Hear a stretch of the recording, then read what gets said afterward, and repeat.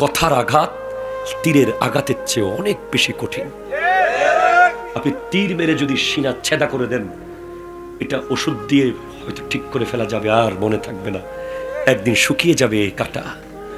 কিন্তু কাউকে কথা দিয়ে যদি আপনি আঘাত দেন, কোনো দিন সে সেটা বলবে না। এই জন্য কথা বলার সময় আপনি 1000 বার ভেবে বলবেন কি বলছেন। একটা কথা রিপিট দিতে সবাই পারে, কথার পরে কথা বলতে যে কেউ পারবে, যার মুখ আছে সে পারবে, কিন্তু ব্যক্তিত্ববান এবং জ্ঞানী ব্যক্তিরা রিপিট যেখানে সেখানে দেয় না। কারণ কথার যাকাত হচ্ছে, জ্ঞানের যাকাত হচ্ছে মূর্খের কথা সহ্য করা। কথা বলেন ঠিক কিনা? জ্ঞানের যাকাত কি? মূর্খের কথা সহ্য করা হচ্ছে জ্ঞানের যাকাত। ইমাম আবু হানিফা রাহমাতুল্লাহ আলাইহি বলছেন, পৃথিবীর সব মানুষকে আমি হারাতে পারবো ডিবেট করে, কিন্তু কোনো মূর্খ যদি আমার সাথে প্রতিযোগিতায় লিপ্ত হয়, আমি তাকে হারাতে পারবো না, আমি হেরে যাব। অহংকার সফলতাকে জায়গায় শেষ করে ফেলবে। এই জন্য খুব ভয় লাগে আমাদের, খুব ভয় লাগে, অনেক ভয় লাগে কোন সময় আমার আচরণে অহংকার চলে আসছে। খুব ভয়ে ভয়ে থাকি। আগে আমাদের মনে হতো যে আমার সামনে এত মোটরসাইকেল, এত মানুষ, এত কিছু, আরে আমি এত কিছু, এমন একটা ব্যাপার চলে আসতো। যেদিন আমি ওই মিশরের ইমাম শারাবি, তাফসীরে শারাবির লেখক, যার ঘরের জানালায় ইমাম হুসাইন রাদিয়াল্লাহু তাআলার রওজা মুবারক বরাবর জানালা আছে, ওই জানালায় যতবার উনি পর্দা দেন, পর্দাটা পড়ে যায় অটোমেটিক। উনি একবার কম্পারেটিভ রিলিজিয়নের উপরে ডিবেট করেছে মিশরে, দুই ধর্মের মধ্যে কোন ধর্ম সেরা, ইসলাম এবং অন্য ধর্ম। উনি যুক্তি দিয়ে, দলিল দিয়ে প্রমাণ করেছেন ইসলাম বেস্ট, এবং সবাই বিচারকরা মেনে নিয়েছেন ওনার যুক্তিকে। এরপর সবাই ওনাকে নিয়ে লাফাচ্ছে, আরে আপনি তো অনেক বড় মুফাসসির, অনেক বড় জ্ঞানী, আপনার মতো জ্ঞানী পৃথিবীতে নাই। তাকবীর দিচ্ছেন, কাদের উপরে তুলে নিচ্ছেন। উনি লোকজনের ফাঁক দিয়ে হঠাৎ দৌড়ে গিয়ে নিজের গাড়িতে উঠে ড্রাইভ করে চলে গেছেন মিশরের রাষ্ট্রীয় বাথরুমে, ওয়াশরুমে।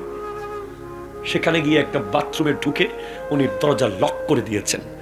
লক করার পর ওনার সাথে সঙ্গীরা ঘন্টার পর ঘন্টা দরজায় বাড়ি দেয়, দরজা খুলে না।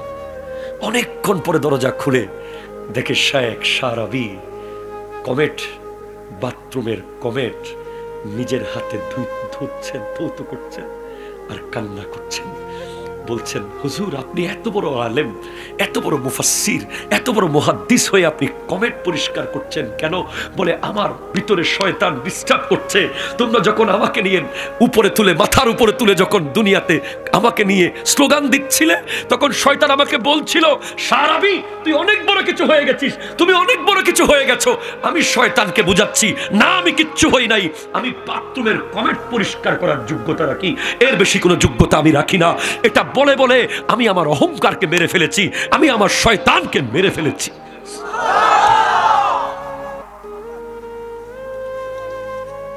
এটাই। অথচ গোটা মিশরের শ্রেষ্ঠ মুফাসসিরদের একজন, যার লিখিত তাফসীর আছে, অহংকার সফলতাকে মেরে ফেলে। কখনো অহংকার করবেন না। আসতেছি। সর্বশেষ হিংসা শান্তিকে মেরে ফেলে। হিংসা কাকে মারবে? আপনার ছেলে ম্যাট্রিক পাস করেছে, আরেকজনের ঘুম হচ্ছে না। আপনার ছেলে মাস্টার্স পাস করেছে, আরেকজনের ঘুম নাই কেন? আপনার ছেলে বিদেশ থেকে টাকা কামায় আসছে, আরেকজন আশেপাশের লোক ঘুমাইতে পারতেছে না কোনো মতে। হিংসা শান্তিকে মেরে ফেলে, সন্দেহ বিশ্বাসকে মেরে ফেলে। সন্দেহ খুব খারাপ রোগ, খুব খারাপ রোগ।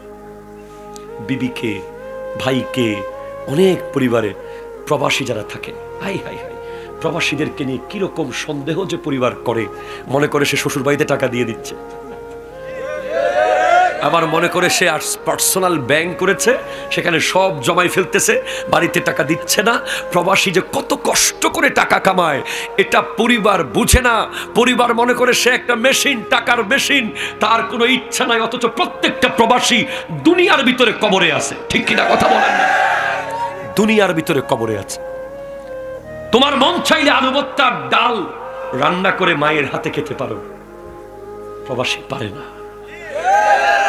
প্রবাসী না খেয়ে বলে ফোনে খেয়েছি, প্রবাসী না ঘুমিয়ে বলে ঘুমিয়েছি, প্রবাসীর মনের জ্বালা আর কষ্ট নিয়ে বলে ভালো আছি, প্রবাসী ওষুধ খেতে পায় না বলে খেয়েছি, প্রবাসী টাকার অভাবে ডাক্তার দেখাতে পারে না বলে ডাক্তার দেখিয়েছি।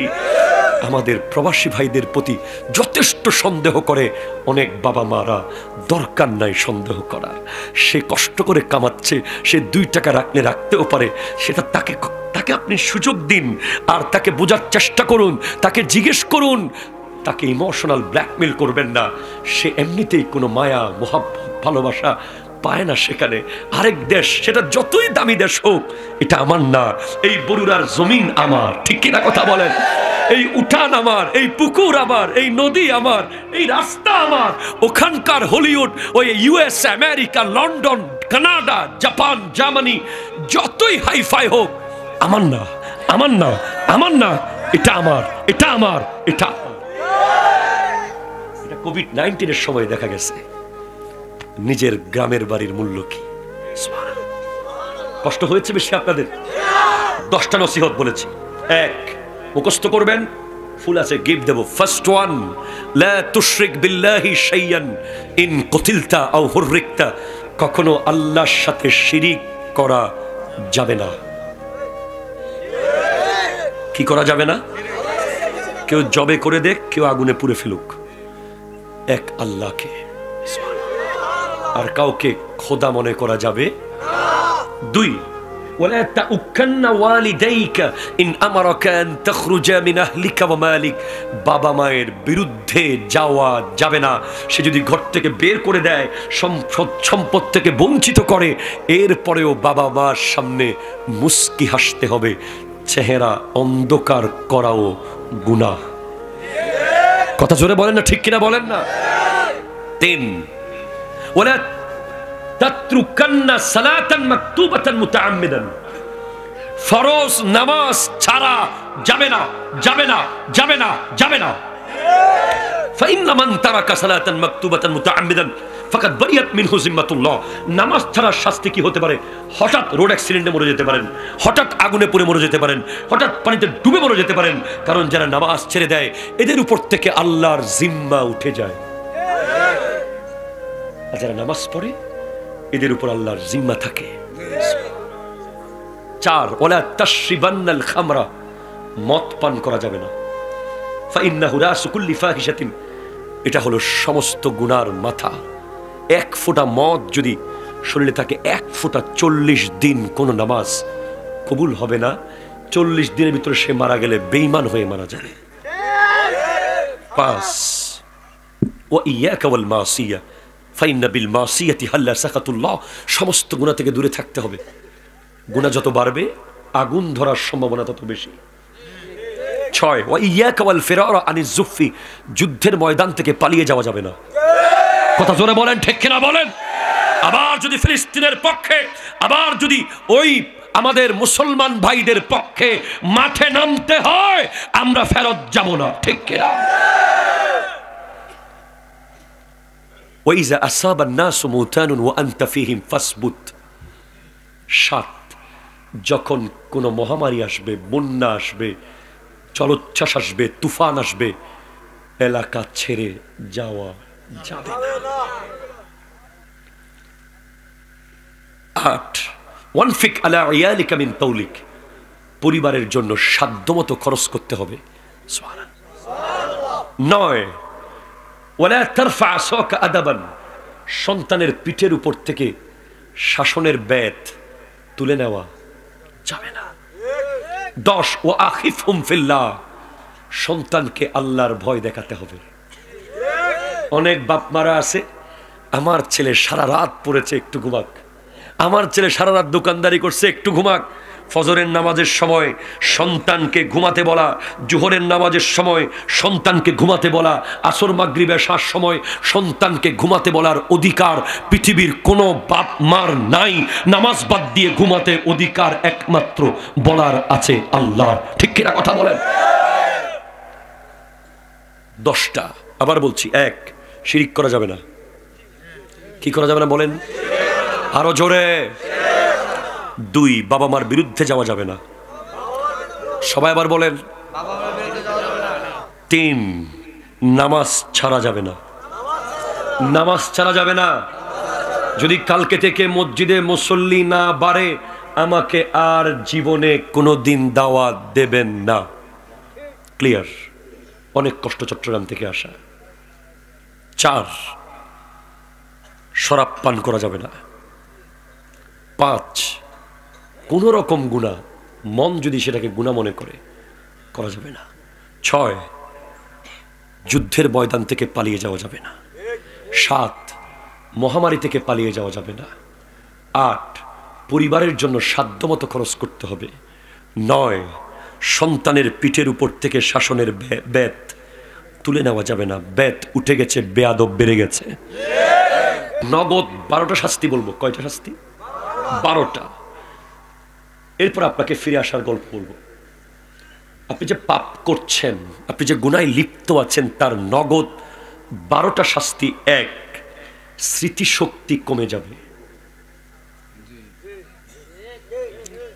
আপনার দেখবেন এখন মুখস্থ করেছেন, এখন ভুলে গেছেন। আর দেখবেন আপনার দাদা 20 বছর আগের কথা ক্লিয়ার বলে দিচ্ছে। পাপের প্রথম নগদ শাস্তি হচ্ছে ভুলে যাওয়া। যদি ভুলে যান, মনে রাখবেন আপনি পাপ করছেন, গুনায় লিপ্ত আছেন। 2, রিজিক কমে যাবে। কি কমে যাবে? রিজিক কমে যাবে। 3, চেহারার লাবণ্যতা কমে যাবে। আপনার চেহারার অ্যাট্রাকশন চলে যাবে, আকর্ষণ চলে যাবে। আপনি কালো হন আর সাদা হন, অনেক সাদা মানুষকে দেখলেও মনে শান্তি লাগবে না, আবার অনেক কালো মানুষকে দেখলেও মনে শান্তি লাগে। কারণ চেহারায় সৌন্দর্যটা কোনো পাউডার করে না, চেহারার সৌন্দর্য কোনো সাবান করতে পারে না। চেহারার সৌন্দর্য বাড়ানোর একটাই উপায়, উজুর পানি, কলবের পবিত্রতা। এখানে পবিত্র হয়ে গেলে এখানে ফুটে উঠবে। 4, রোগ ব্যাধি বেড়ে যাবে। 5, জ্ঞান বুদ্ধি লোপ পাবে। ডিসিশন নেবেন, ভুলভাল হবে। সিদ্ধান্ত নেবেন, অ্যাপ্রোপ্রিয়েট হবে না। 6, ডিপ্রেশন, সব সময় পেরেশানি, মন খারাপ। গুনার অন্যতম মারাত্মক শাস্তি মন খারাপ। কি খারাপ? মন খারাপ। দেখবেন আপনাকে খাবার দিচ্ছে, মন ভালো নাই। আপনাকে টাকা দিচ্ছে, মন ভালো নাই। আপনার চাকরিতে প্রমোশন হয়েছে, মন ভালো নাই। ব্যবসায় লাভ হয়েছে, এখানে শান্তি পাচ্ছেন না। ঠিক কিনা কথা ধরে বলেন? এরপরে 7, লজ্জা শরম চলে যাবে। যত গুনাহ করবেন তত লজ্জার পর্দা উঠে যাবে। আপনি এক সময় একটা বেগানা নারী দেখলে আপনি লজ্জায় দাঁড়াতে পারতেন না, কিন্তু গুনাহ করতে করতে আপনার লজ্জার পর্দা উঠে গেছে। এখন আপনি যাত্রার সামনে চলে যান, আপনি এক সময় মুরব্বী দেখলে সিগারেট ফেলে দিতেন। কথা বলেন না ঠিক কিনা? এখন আপনি আর ফেলেন না। আপনি আগে মুরব্বী দেখলে মোটর সাইকেল থামিয়ে ফেলতেন, আর এখন আপনি থামান না। আগে আপনি মোটর সাইকেলের পিছে কোনো নারীকে বসাতে লজ্জা পেতেন, আর এখন আপনি পুরুষের মতো বসিয়ে চুল খোলা রেখে নারী নিয়ে ঘুরেন। ঠিক কিনা কথা?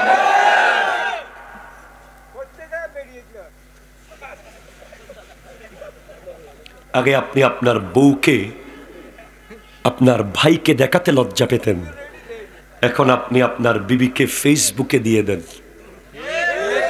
কথা বলেন না ঠিক কিনা বলেন না? আমি একেবারে অ্যাপ্রোপ্রিয়েট জায়গায় যেতে চাচ্ছি। আপনি নিজেকে স্মার্ট প্রমাণ করতে গিয়ে বিবিকে দুনিয়ার সামনে প্রকাশ করে দিয়েছেন। আপনি ফেসবুকে আপনার বিবির ছবি দিয়ে কি বুঝিয়েছেন? আপনি বুঝিয়ে দিয়েছেন আপনি পৃথিবীর বিখ্যাত নির্লজ্জ।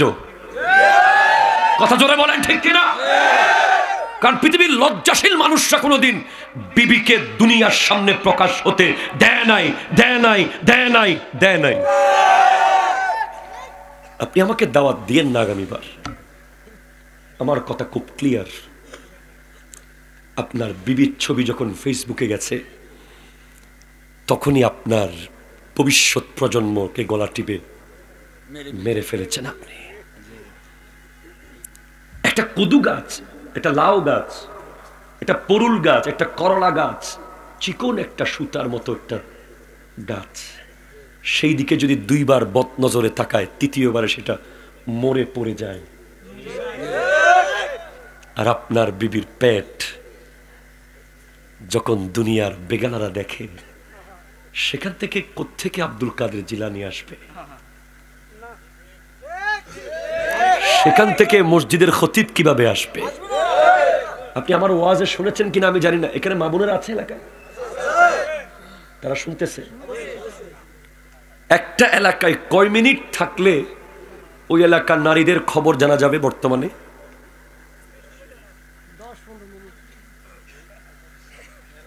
15 মিনিটে জেনে যাবেন যে ওই এলাকায় কার ঘরে কোন মেয়ে আছে, কার বয়স কত, কে বিয়ের উপযুক্ত, কে বিয়ের উপযুক্ত হয়নি, কে কলেজে যায়, কে স্কুলে যায়, কে পার্লারে যায়, কে বাজারে যায়। অথচ একটা মানুষের নাম আমি আপনাদেরকে বলবো, যিনি 12 বছর একটা ঘরের আন্ডারে ছিলেন, জানতে পারেন নাই ওই ঘরে মেয়ে আছে। তার নাম হলো আবু সালে মুসা জঙ্গি দোস্ত, যিনি হলেন আব্দুল কাদের জিলানী রহমতুল্লাহ আলাইহির বাবা। উনি 12 বছর কাজ করেছেন একটা ঘরে। ওই ঘরে যে কোনো মেয়ে আছে উনি জানতে পারেন নাই, চেষ্টাও করেন নাই। এখন ওই ঘরের মেয়েটাকে তার বাপ কিভাবে বড় করেছে? 12 বছরে মানুষ জানে নাই যে ওখানে মেয়ে আছে। 12 বছর পর যখন বলছে আমার একটা ল্যাংরা লুলা কানা বুবা কোরা আদা মেয়ে আছে, বিয়ে করবে?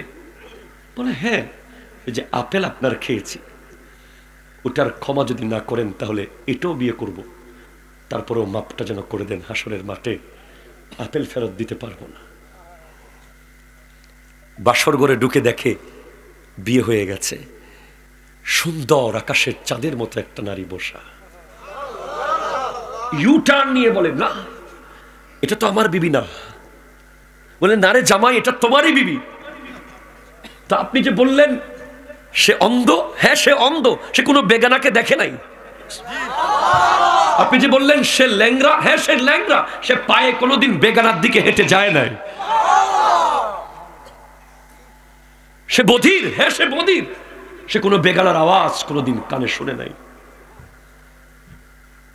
সেই পেট থেকে যিনি বের হয়েছেন তিনি হলেন গোটা বিশ্বের ওলিকুলের সম্রাট শেখ সুলতান সৈয়দ আব্দুল কাদের জিলানী রহমতুল্লাহ আলাইহি। আমি আপনাকে বলে শেষ করতে পারবো না। হায়া, লজ্জা, লজ্জা যার চলে গেছে, ঈমানও চলে গেছে। লজ্জা অনেক দামি জিনিস ভাই, অনেক দামি জিনিস।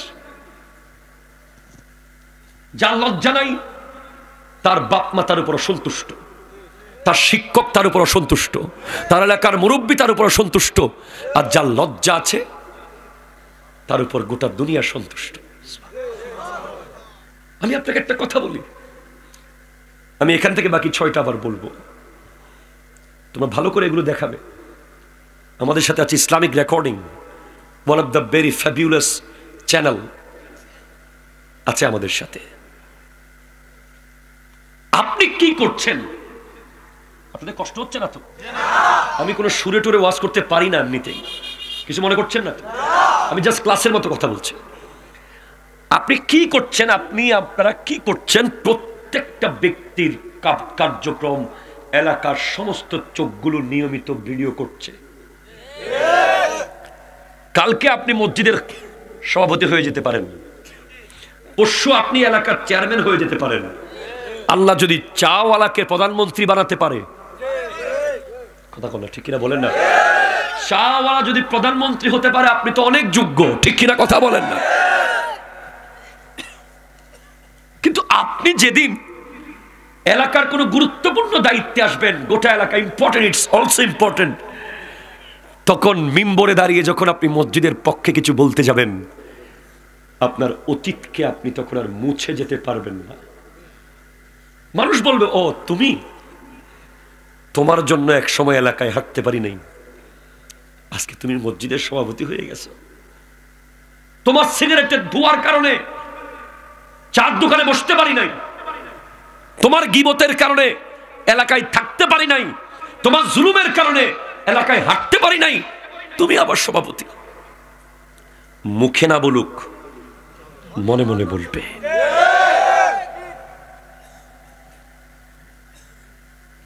ওখানে না বলুক, জানাজা লাশের সামনে বলবে। মুখ আপনি বন্ধ করতে পারবেন না, ব্রেইন আপনি বন্ধ করতে পারবেন না।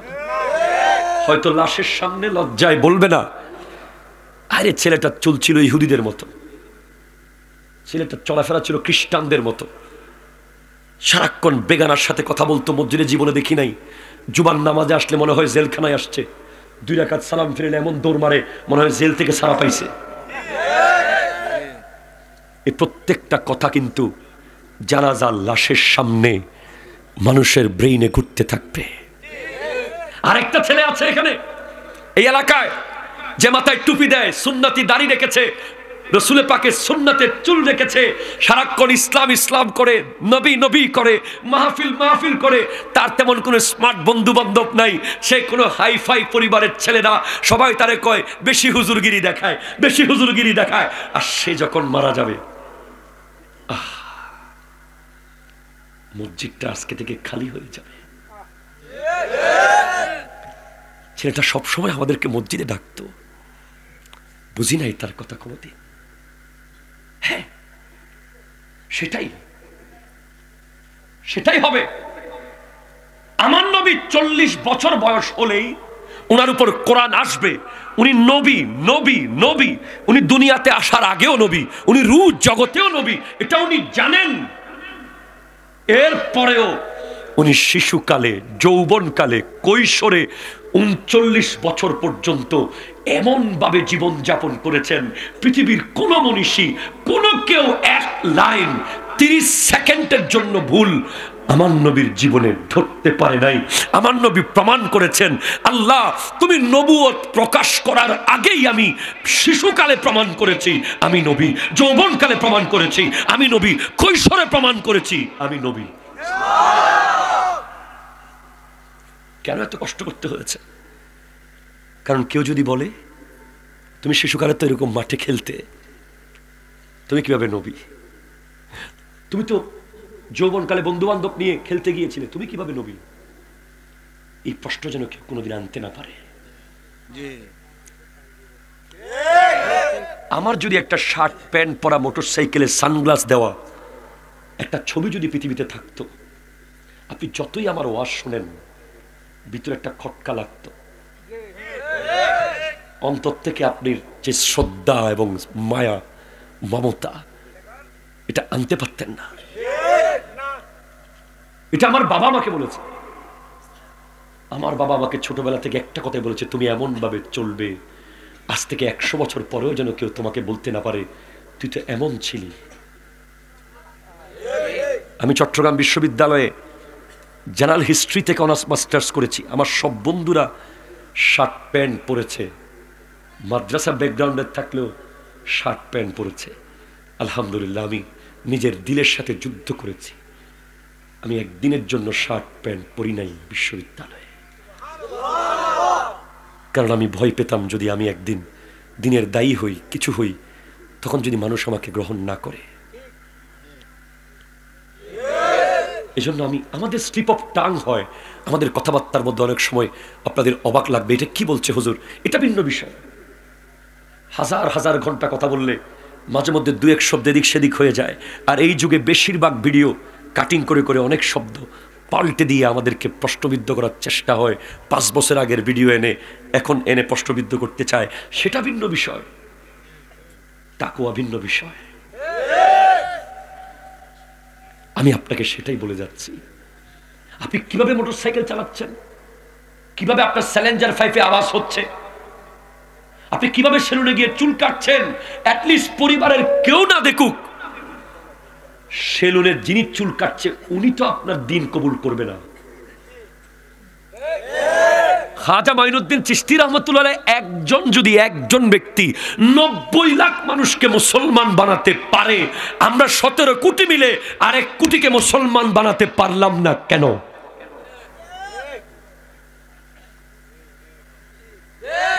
কথা বলেন না রে ভাই, কেমনে পারবো? আপনি আপনার ভাইকে জাগার জন্য বাড়ি থেকে বের করে দিয়েছেন, কি আসলে করে দিয়েছেন নাকি? দরুদ শরীফ, আল্লাহুম্মা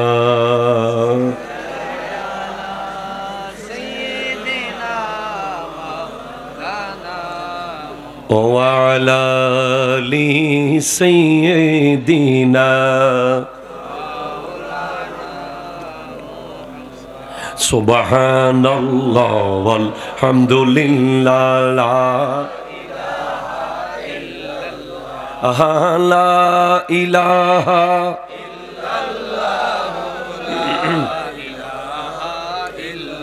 সোনার মদিনা আমার প্রাণের মদিনা, সোনার মদিনা আমার সবই ভুলিব কিন্তু তোমায় ভুলিনি, ভুলতে পারি না, ভুলিনি, আর সবই ভুলিব কিন্তু তোমায় আর সম আল্লাহর চেয়ে দামি তুমি হও, খোদার সৃষ্টিতে তুমি শ্রেষ্ঠ ভূমি হও, আর সম আল্লাহর চেয়ে দামি তুমি হও, খোদার সৃষ্টিতে তুমি শ্রেষ্ঠ ভূমি হও, তোমার বুকে শুয়ে আছে শাহে মদিনা, তোমার না সবই ভুলিব কিন্তু তোমায় তোমার বুকে আমার নবীর কদম পড়েছে, তোমার বুকে জিবরিল আমিন সদা এসেছে, তোমার বুকে আমার নবীর কদম পড়েছে, তোমার বুকে জিবরিল আমিন সদা এসেছে, অদম বলে কেমন করে যাব মদিনা, অদম বলে কেমন করে যাব মদিনা, সবই ভুলিব কিন্তু তোমায় ভুলতে পারি না। চিৎকার দিয়ে বলেন না সুবহানাল্লাহ, জোরে বলেন। 6টা বলেছি গুনার ইনস্ট্যান্ট শাস্তি, নগদ শাস্তি। 7টা বলেছি। 8 নেক কাজে অনীহা, ভালো কাজে যখন আপনার অনীহা লাগবে, নামাজে যখন অনীহা লাগবে, কোরআন তিলাওয়াত করতে অনীহা লাগবে, সমাজের খিদমত করতে অনীহা লাগবে, দান সাদাকায় অনীহা লাগবে, আলসেমি লাগবে, ইচ্ছে করবে না, বুঝবেন এটা অলসতা না, এটা গুনার নগদ শাস্তি। এরপরে শরীরের দুর্বলতা, খুব কম সময়ে দুর্বল হয়ে যাবেন। এরপরে মানসিক শান্তি নষ্ট হয়ে যাবে, ঠিক কিনা কথা জোরে বলেন। এরপরে মানুষের অন্তরে আপনার যে ব্যক্তি গুনায় লিপ্ত থাকবে তার জন্য মানুষের অন্তরে ঘৃণা জন্ম নেবে। কি জন্ম নেবে বলেন না? ঘৃণা। লাস্ট সর্বশেষ 12 নম্বর হলো অন্তর কঠিন পাথর হয়ে যাবে। এই 12টা আলামত যদি আপনি দেখেন যে আপনার চেহারার সৌন্দর্য কমে গেছে, আপনার স্মৃতিশক্তি কমে গেছে, আপনার রিজিক কমে যাচ্ছে, রোগ ব্যাধি বেড়ে যাচ্ছে, জ্ঞান লোপ পাচ্ছে, সবসময় হতাশা কাজ করছে, এরপরে লজ্জা শরম কমে গেছে, মানসিক শাস্তি কমে গেছে, নেক কাজে অনীহা জন্মেছে, শরীর দুর্বল হয়ে গেছে, মানুষ আপনাকে ঘৃণা করছে এবং অন্তর কঠিন পাথর হয়ে গেছে, বুঝবেন আপনি গুনায় লিপ্ত আছেন, লিপ্ত আছেন, লিপ্ত আছেন।